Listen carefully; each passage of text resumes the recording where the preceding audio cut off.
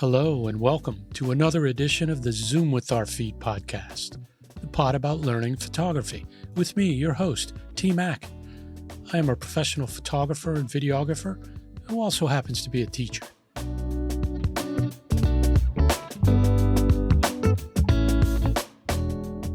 On this episode of the Zoom pod, watch out, photographers. We have two teachers leading the lab today. Since I started the podcast, I've wanted to talk to my fellow career tech teacher, Jeannene Mathis-Bertosa, about all things photography, and more importantly, about teaching photography. JMB is in the house. She teaches an outstanding commercial photography program at GlenOak High School.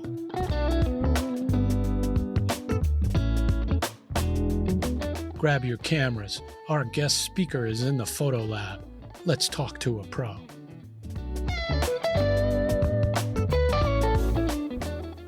Jeannene Mathis-Bertosa, pleasure to have you on the Zoom with Our Feet podcast. How are you? Well, thank you. It's a pleasure to be here. Tell me about your photography journey, personal journey. How'd you start? Wow. Like a lot of people, I kind of grew up in a household with a parent who was just really into gadgets, and my dad was a photography enthusiast. And to the point where I have really vivid memories of holding cards with apertures on them and him testing his flash, bouncing it off of things. And so that, he would know what his settings were. My sister and I were like holding cards. And of course, like most people, if your parents like it, it can't be cool. So I didn't necessarily pick up the bug, so to speak, until I was in college. But I grew up around camera gear, and I think I learned a lot of it just through osmosis. So because this always dates everybody. That's why I love asking photographers, what was the first camera and that you used? It was my dad's Pentax ME Super. That was my very first film camera. And I remember in college, it was a big thing when I wanted to go buy my own rather than use his. And I bought like a Canon EOS. It was like right when all of those were coming out. But yeah, Pentax ME Super. As you were going from a household that had camera equipment in it and were sort of a human card stand to learning about it yourself, who influenced you as you got going? Well, when I went to college, I went to school on a drawing scholarship. I was a drawing major initially. I was a vocational student. I took a commercial art class in high school. So yeah, go career tech. And when I got to college, my introductory design teacher happened to be the college photography professor. And she was awesome. She's just the coolest person. And her name was Masumi Hayashi. And Masumi was the one who I think really kind of sparked the potential of what you could do and how you could tell stories. And I ended up, changing my major, changing my whole path based on, the inspiration and the influence and the encouragement from her. From a teacher. Yeah, from a teacher. Right on. How did you learn the basics, the exposure triangle? Most of that was through her coursework. But a lot of trial and error, a lot of testing things, a lot of, under or overexposed film and like figuring it out. But, again, like you had mentioned, the camera kind of dates you. Yeah, it was all film. Everything was black and white analog. So that trial and error was costly and time consuming, and um, And really but disappointing. at times, but at other times, just the coolest thing in the world. And even now, I mean, I always say I've been doing this since God was a boy. Um, I still, when I, open that canister and I like pull the film out or I help a student with it, I'm shocked it worked. I'm always like, dang, this is like magic. Wow. That time for me was the time from the shooting to all of that process, souping, all of that process, and the final stages, and you're looking at it sort of literally coming to life, and you're Mhm. like, it did work. Yeah. It's amazing. Yeah. When you shoot professionally, are you all manual all the time? Most of the time. Most of the time. I do a lot in aperture priority, depending on what the subject is. Because my concern is always about, what's my depth of field going to be like? Is the viewer going to know that this is the one thing or the one person that I'm looking at? Um, so I use aperture priority quite a bit, but manual very, very often. We'll get to teaching that in a second. I want to go over your background first. What's in your kit? Oh my goodness. Wow. Okay. It depends on the gig. Because I do lots of different types of work. If I'm doing travel stuff, like if we're, out of the country somewhere, I travel really, really light. Um, I tend to I tend to shoot a lot of existing light because I don't want to draw attention to myself. If I'm in some big, Of course. weird place. Um, I also am the kind of shooter that I like to be up in the business. I like to shoot wide and I like to shoot close and I like to be in the conversation. Um, because I like to talk, obviously. Um, I love people. Uh, so I want to be engaged, and I don't often um, bring a lot of like telephoto gear with me unless the job dictates it. So Go like if to Yeah, go to oh body and lens for that then. mm-hmm, mm-hmm. What is that? Oh, body and lens. Right now I'm shooting a Canon R6. Uh, really good in low light. Love it. Uh, right. The whole mirrorless thing is kind of new to me. The I have a 24 to 105 f4 on it all the time, and I just love it. Um, the My backup camera, Canon 5D Mark III, which Oh is a wow. tank, but I Yes. think it's one of the best cameras ever made. I mean, that thing is literally an extension of my eyeball. Um, it does everything that I need it to. It feels like it's part of my hand. Uh, yeah. I have a future guest who literally has purchased several of them.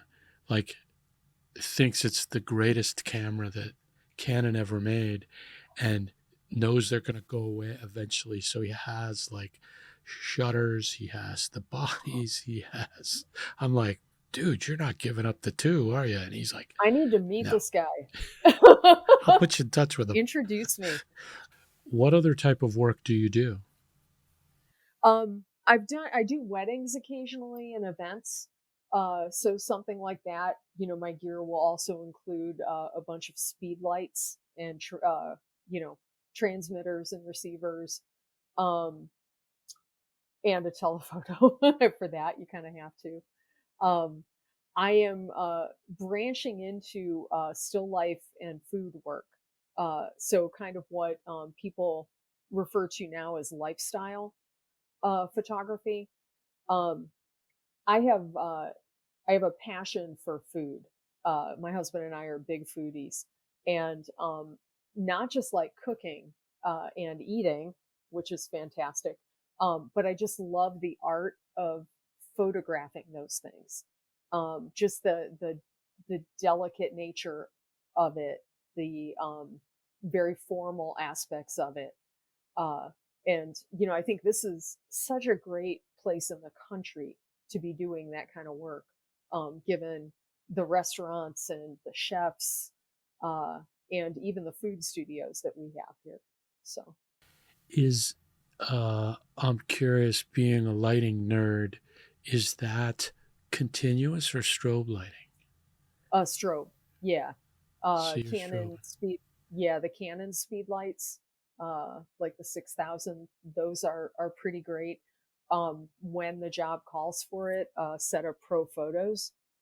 Um, those they're just so easy to use, Yeah. just so easy. I remember being in grad school and like plugging in those big old speedotrons like into the giant battery box and being afraid you were gonna like get shocked and thrown across the room.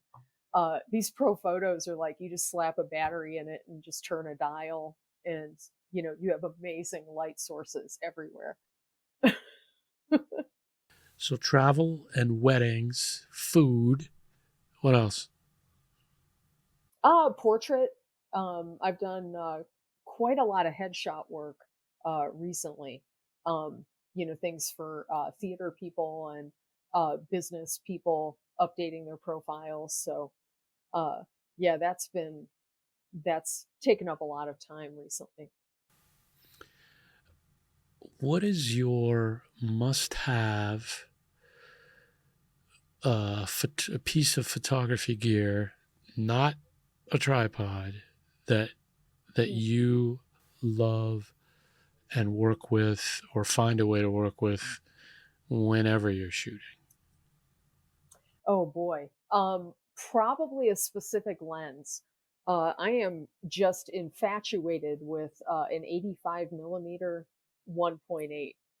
Um, it's just, yeah, it's the perfect amount of compression. And granted, it's mostly a portrait lens. And so when you're photographing people, it's beautiful and dreamy and perfect. Um, I know some sports guys sitting under the basket at basketball games Yeah, using an yeah. 85 and Oh, a really? 100. Oh yeah, Wow. I was making sitting under a basket on Saturday shooting basketball, and I think I was using like a 50. And I kept thinking, "Oh man, that's a little too close. I can't imagine an 85." Wow. occasionally I will break out my 16 to 35 and do one of those sitting under the basket full wide. I'll rattle off a couple just just so I just so I have it. But yeah, I know some guys using nifty 50s and 85s and even the 100. The new RF 100 is getting great rave reviews for that kind of Mm, work, even in sports, if you can imagine. wow, really cool. How did you make the transition then as a working pro to teaching? I I worked for a newspaper. Um, Matter of fact, that's where I met my husband. He was a reporter and I was the photojournalist, and we would go on stories together. Um, Nice. so yeah, it's kind of cute. And that's how we got to know each other. We would argue about what was supposed to be the shot that would go with the story and whatnot. But um, we when we got married, I was looking for a more like regular gig. He had moved on to a different newspaper, and he was the business editor at that point. And he had a regular schedule. Like he was going there at 9, he was leaving the office at like 5 or 6.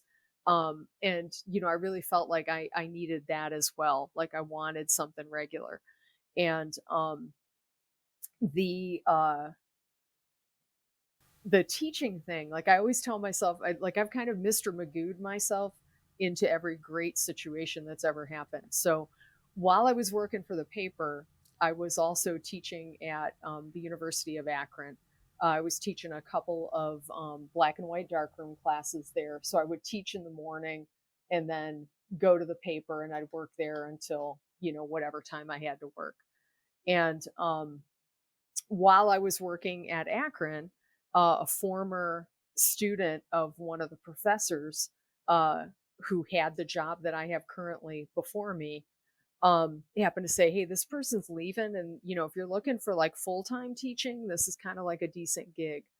And, I made a couple of phone calls, talked to a couple of people, went down to the school, and I thought, this might be something I could do. Like I didn't go to school to be a teacher. I went to school to be a photographer.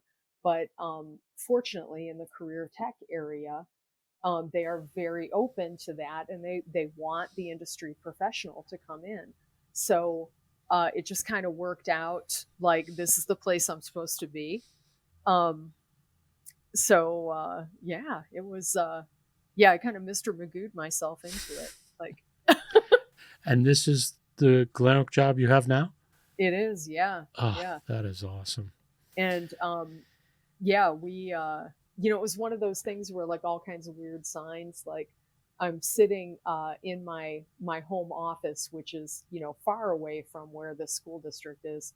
And I happen to look out the window above my desk, and here's a plain local school bus driving down this cul-de-sac, an hour or more away from that school. And I'm thinking, maybe that's where I'm supposed to go. That's pretty crazy. It just drove by your window. It's weird. So you make that transition, which I know well, sort of industry to the classroom, which involves certification and master's degree and all of that. What do you think? I so wanted to ask you this question, but how do you think that your photography experience informs your teaching? Boy, I think I don't think I could do the job that I have without the experience that I've had. And a large part of that is just uh, because of what we do, we have to learn the gear. I mean, you're in a similar situation. You've worked in an industry where you have to think on your feet, and you have to solve problems, and you have to know your stuff in and out, because anything can happen at any given moment, and you have to be able to handle it. Um, so taking that into the classroom, uh, there isn't it there aren't too many problems that you can't solve on the fly. And we're kind of forced to know everybody's equipment, not just our equipment. So if a kid brings in a Sony, I have to be able to work with that as seamlessly as my own gear. If somebody brings in a Pentax, I have to be able to work with that and answer the questions and transfer all that knowledge. The other thing is the kids know, like, if you don't have a background in it, you have zero credibility. So if you want to walk in there and walk the walk and talk the talk, you got to back it up with something, you know? It's true. It's very true. I used to tell my students what I was told by a television director one time when he said, I don't pay you to operate the camera. I pay you to think. And it always struck me, and I brought that over literally to my students. This is something you have to think through, problem solve, work together. That spells career tech, doesn't it? Absolutely. 100%. Yeah. So how do you teach the basics?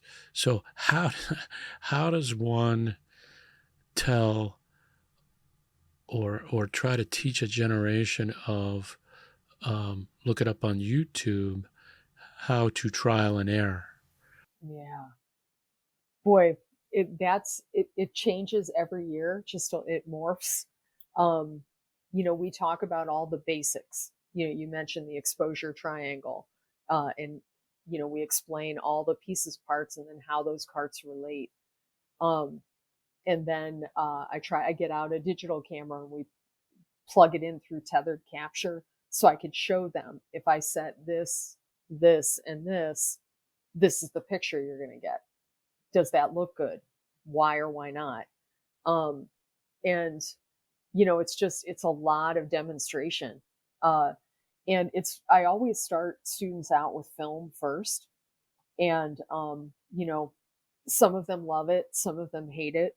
But I feel like when they finally get that digital camera in their hand, they're not just pressing a button and lucking into something, that they understand the relationships and how all of those things interconnect to get the result that they want.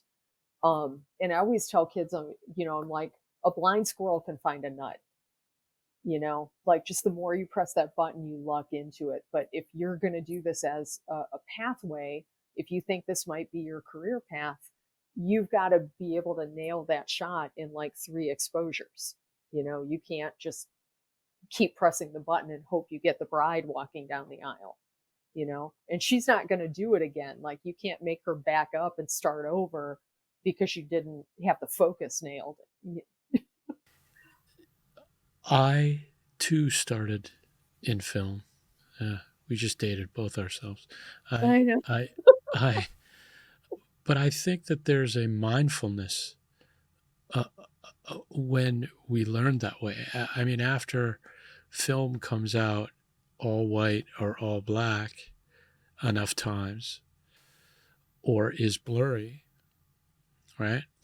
We begin to say, I have to get this right, like you said. And I think it almost forces you to be more mindful of your settings when you are shooting, which for me is ironic because nowadays, with the ubiquity of phone cameras, everybody shoots looks, right, and can pitch it. So we're almost have circled back to not worrying about it, and I've shot enough, and I'll get what I get mentality. What do you think? Well, yeah, a little bit. The part for me that I think brings us all like back around is shooting raw and being able to take that digital negative, and you can literally manipulate it as if you were shooting it in the camera and you changed the settings. That I think the real the thing that we all need to be really careful of is remembering that, like, it's all about time. That the time that you would have to spend to go back in and recover, like, shoot it clean. Just go in and make sure that you have everything set appropriately and shoot it clean. And then you don't have to worry about going back in and fixing things, Get it right the first time. Yeah. Yeah. I mean, not to be crass, but like, time is money, Yes. No, So, that's our career tech is showing again, right? you can't be far from the industries and not talk about money and pressure and deadline. deadlines, and that even people kind of say, well, you go to a sporting event and you shoot 1,000 pictures, you still have to produce images, you still have to be prepared, understand the game, know how the players move, know when image situations are about to occur. We have something in sports called peak action. Are you capturing something called peak action, which is, receiver up, ball near his hand, right about to go into his hand? That's the one that they want. Yeah. Versus a whole string of the frames before and the frames after. So to your point about preparation and getting it right getting it right the first time. Yeah. Yeah, definitely. I want to pull the thread on uh, artistic um, parts of the process and how you teach composition. I've been dying to ask you how you teach composition to new photographers. Wow. That's, something that it can be challenging. Um, but I think the best tools that we have are excellent examples. Um, so I kind of start out any of the classes that I teach where we talk about visual organization, and we talk about formal composition in the different types, and we feed our eyeballs. We look at lots and lots of photographs, and after a little while their eyes start to glaze over, and then I remind them, like, you're in a photo class. Did you not think you're going to be looking at pictures?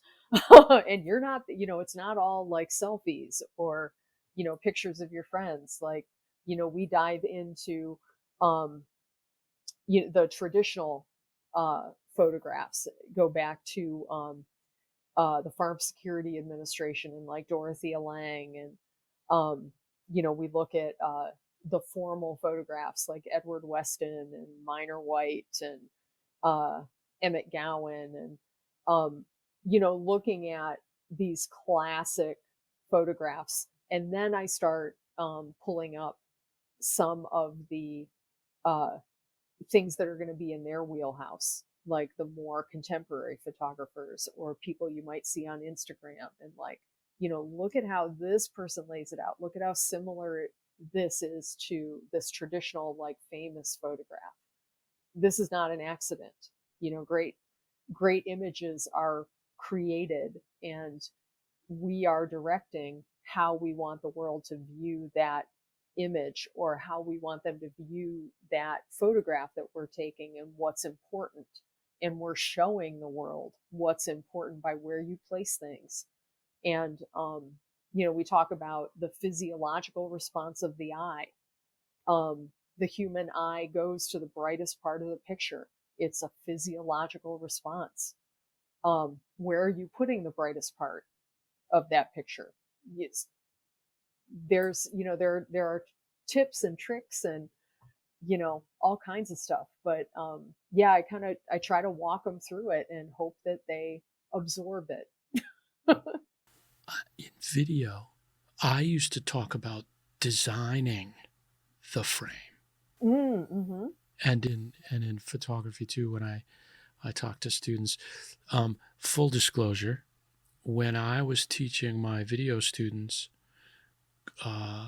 composition, and I started them in still images with their phones. Yeah. So I would get other students to be the actors, and I would then have them say, okay, we know what the three shots are of two people talking. Mm-hmm. Your A, your B, and your C, and take a picture of those frames. That's your assignment. Don't worry about lighting. Don't have to worry about audio. You have to worry about designing those frames.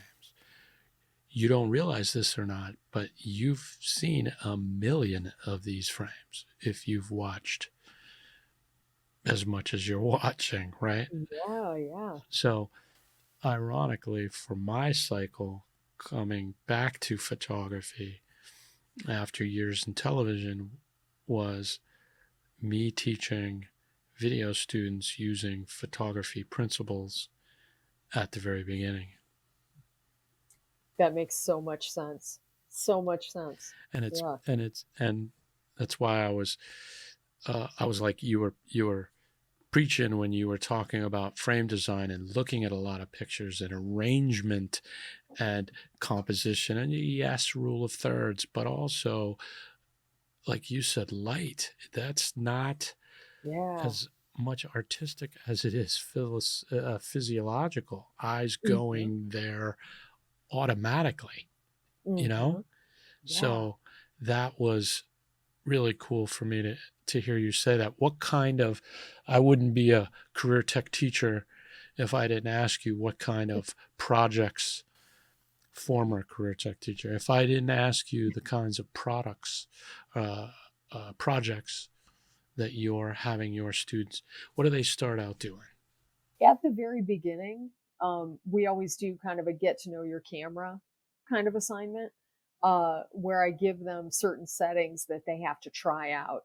And based on experience, I know if you set your aperture at this and your shutter at this, and you're using 400 speed film, I know what that's going to look like. So I know what, if they're setting it at that, if they're monkeying around. We also look at how light effects form. So they have a portion of it where they have to photograph the same scene over several times during the day. Obviously, something you have to do like on a weekend, so that way you can see the changes that happen and how that form will look different. And it could be a house, it could be a car, it could be whatever, just as long as it's a static thing. But yeah, that's usually the beginning. The second assignment, they usually start with the subject of light, and I give them different scenarios. I want to see dramatic examples of light, because a photograph is nothing if it isn't light, painting with light. And again, how light affects a form, like that's everything, is highlight and shadow. So explore that and get used to observing it and knowing this is going to be a great situation. This might not be as interesting. Next level, sort of intermediate. What's next from that? Because that's basic design. That's basic design. And then what's kind of an intermediate level project? We usually move from that to like themes and subjects. So a portrait assignment, a landscape assignment. Personally, I'm not as gifted at landscape as I would like to be. Not like your previous guest, Gabe. So I usually have the students do a sense of place. So you're looking at creating a sense of being. And I want to be able to look at that photograph and understand what it feels like to stand in that space. So that takes a little more finesse. It's not just about getting the settings right. Exactly. Yeah. Using the noggin.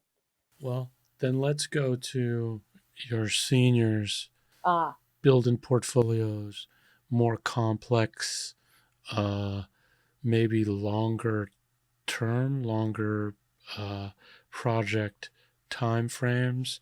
What do you talk to me through some of your senior work?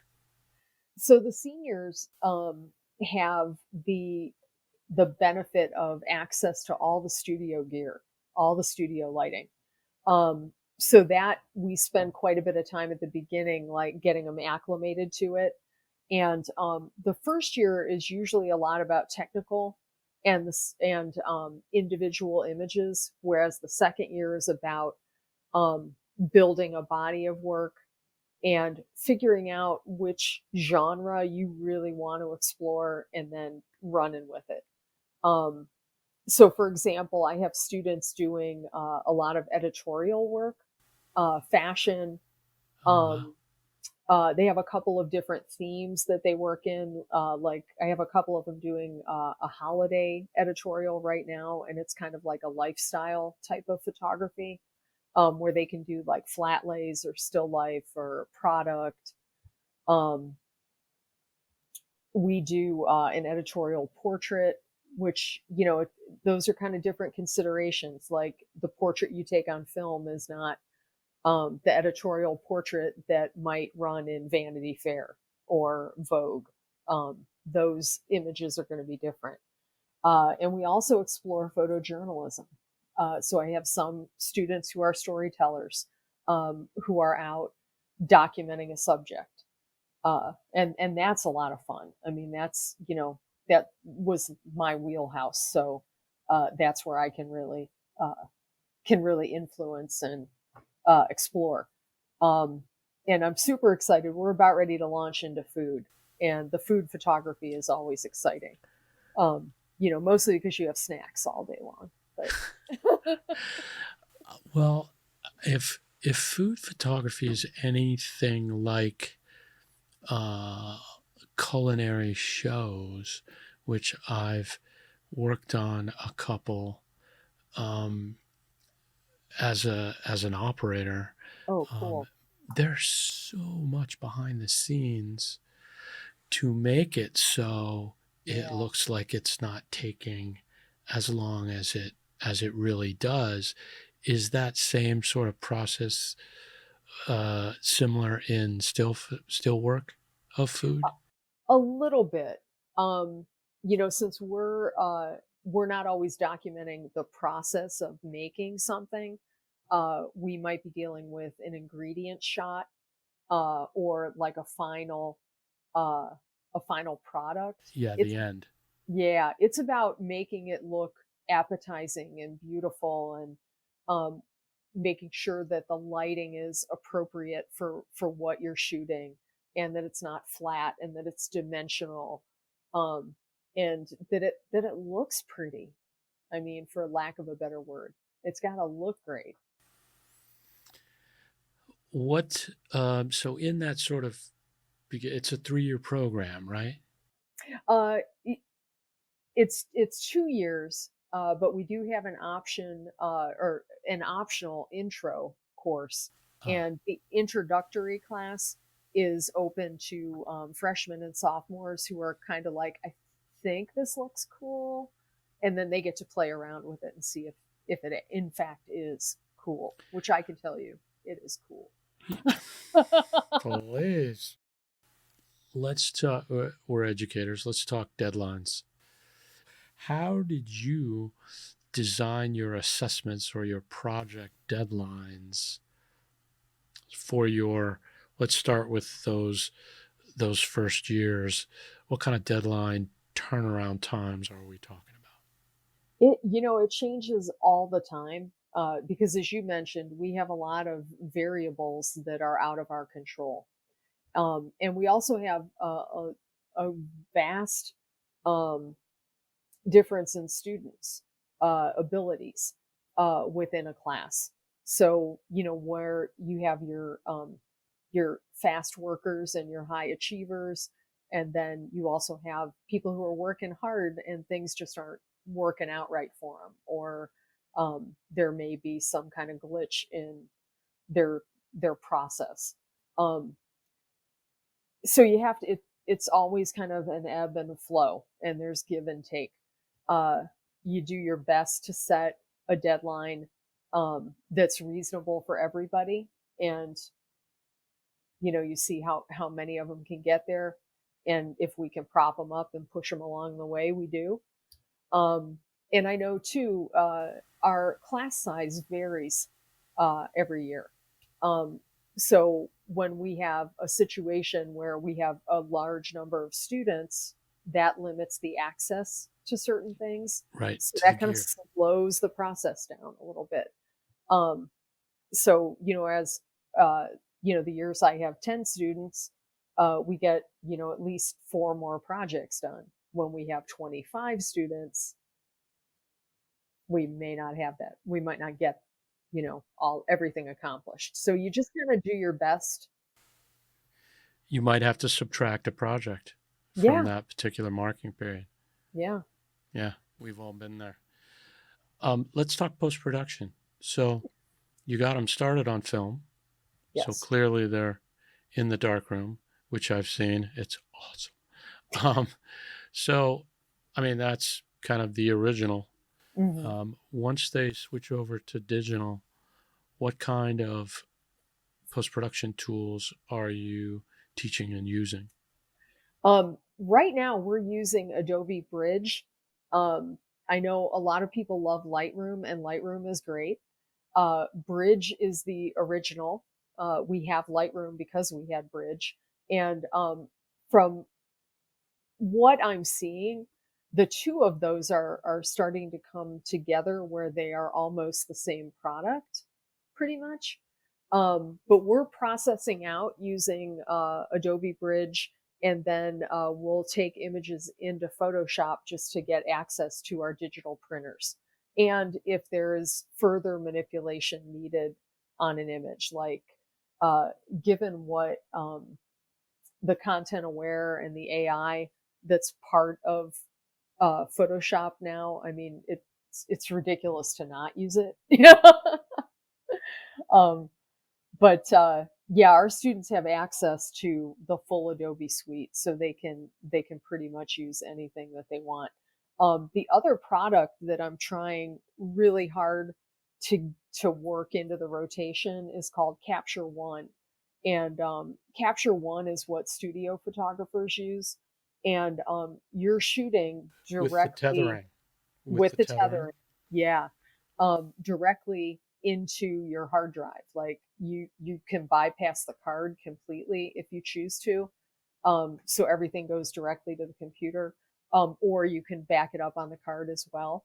Um, but that program also has some similarities to Bridge, not not all, but some.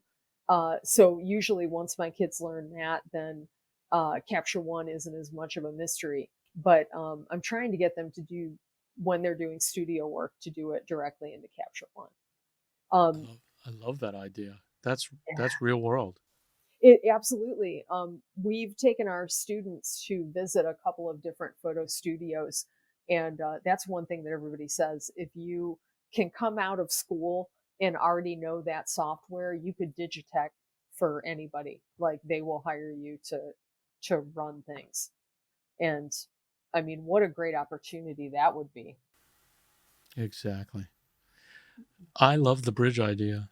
Um, I, yes, I use Lightroom, but I hate having to load pictures. And if Yeah. I'm shooting a game and I'm upwards of 200, 350, if it's a full day, and then having to go make a pot of coffee or take a shower, Yeah. just on import, and the fact that Bridge reads images off the card. Yes. Yeah. Yeah, and I know I've worked in Lightroom. I don't know it well, but I feel like I can navigate. And I just, for me, I can do things so much faster in Bridge, and I feel like I know where my stuff is. Um, Building a catalog, and it's not really the picture, it's just here's the instructions for how it's going to handle the Yes, picture. I feel yes, like I never know where my stuff is. Like I want to be able to point to the drive and this is where it is. right, right. No, I get it. I get it. And like you said, for students to have those types of experiences with both alternative workflows and also professional software. I turned some students on to, um, culling software. If you are working with lots and lots of images, um, pros don't use Lightroom. They may use Photo Mechanic. Photo Mechanic is like a must for many of the photojournalists. I had a really great experience this past spring where I was able to take a workshop with Momenta, and Momenta is um, an organization that's run by um, these former photojournalists, and the workshop was photographing for nonprofits.